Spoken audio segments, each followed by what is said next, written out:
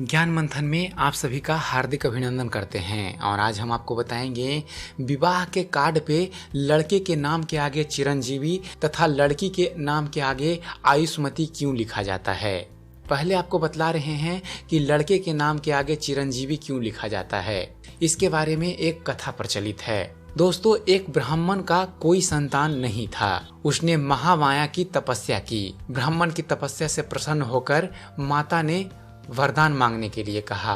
ब्राह्मण ने वरदान में पुत्र मांगा। माता ने कहा, मेरे पास दो तरह के पुत्र हैं। पहला 10,000 वर्ष जिएगा लेकिन महामूर्ख होगा, और दूसरा 15 वर्ष यानी कि अल्पायु होगा लेकिन महाविद्वान होगा। किस तरह का पुत्र तुमको चाहिए, तुम मुझे बता दो। ब्राह्मण बोला, माता मुझे दूसरा वाला पुत्र दे दीजिए। माता ने तथास्तु कहा।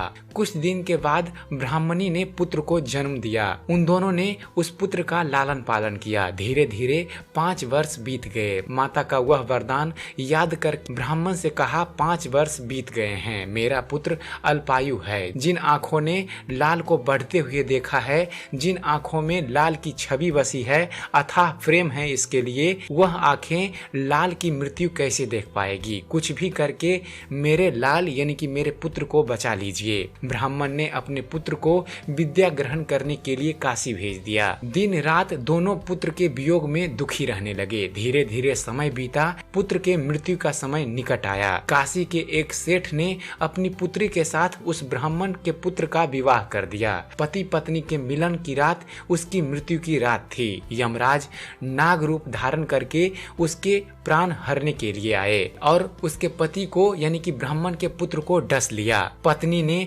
नाग को पकड़कर कमंडल में बंद कर दिया।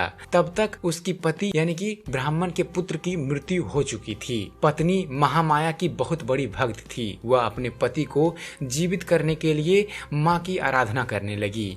आराधना करते करते 1 माह बीत गया। पत्नी के सतीत्व के आगे सृष्टि में त्राही त्राही मच गई। यमराज कमंडल में बंद थे। यमलोक की सारी गतिविधियां रुक गई। देवों ने माता से अनुरोध किया और कहा, हे माता, हम लोगों ने यमराज को छुड़ाने की बहुत कोशिश की लेकिन छुड़ा नहीं पाए। हे माँ जगदम्बे, अब आप ही यमराज को छुड़ा सकती हैं। माता जगदम्बा ब्राह्मण के बेटे की पत्नी के आगे प्रकट हुई और बोली, हे बेटी, जिस नाग को तूने कमंडल में बंद किया है वह स्वयं यमराज हैं। उनके बिना यमलोक के सारे कार्य रुक गए हैं। हे पुत्री, यमराज को आजाद कर दो।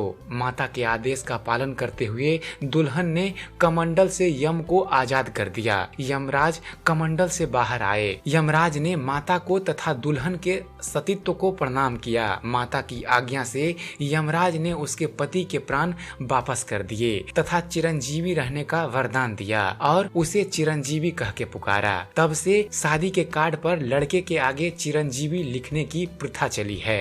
अब आपको बतलाते हैं शादी के कार्ड पे लड़की के नाम के आगे आयुष्मती लिखने की कथा के बारे में। दोस्तों, राजा आकाश धर के कोई संतान नहीं थी। नारद जी ने कहा, सोने के हल से धरती का दोहन करके उस भूमि पे यज्ञ करो, संतान तुमको जरूर प्राप्त होगी।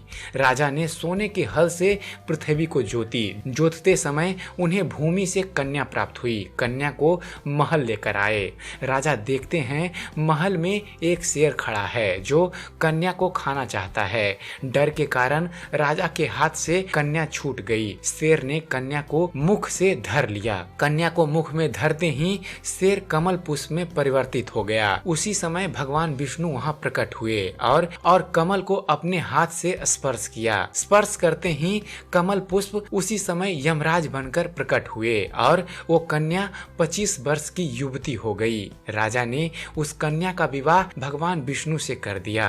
यमराज ने उसे आयुष्मती कह के पुकारा और आयुष्मती का वरदान दिया। तब से विवाह के कार्ड पर कन्या के नाम के आगे आयुष्मती लिखा जाने लगा। तो आशा करता हूँ आप सबको हमारा ये वीडियो पसंद आया होगा। अगर जो आपको इस चैनल पर दी गई जानकारी हमारी द्वारा बनाई गई वीडियो पसंद आती है तो हमारे वीडियो को लाइक कीजिए, शेयर कीजिए, हमारे वीडियो के बारे में कमेंट कीजिए कि आपको यह कैसा लगता है। आपका एक कमेंट हमें अच्छी से अच्छी वीडियो बनाने के लिए प्रेरित करता है। और देखते रहिए, जानते रहिए। धन्यवाद। जय हिंद।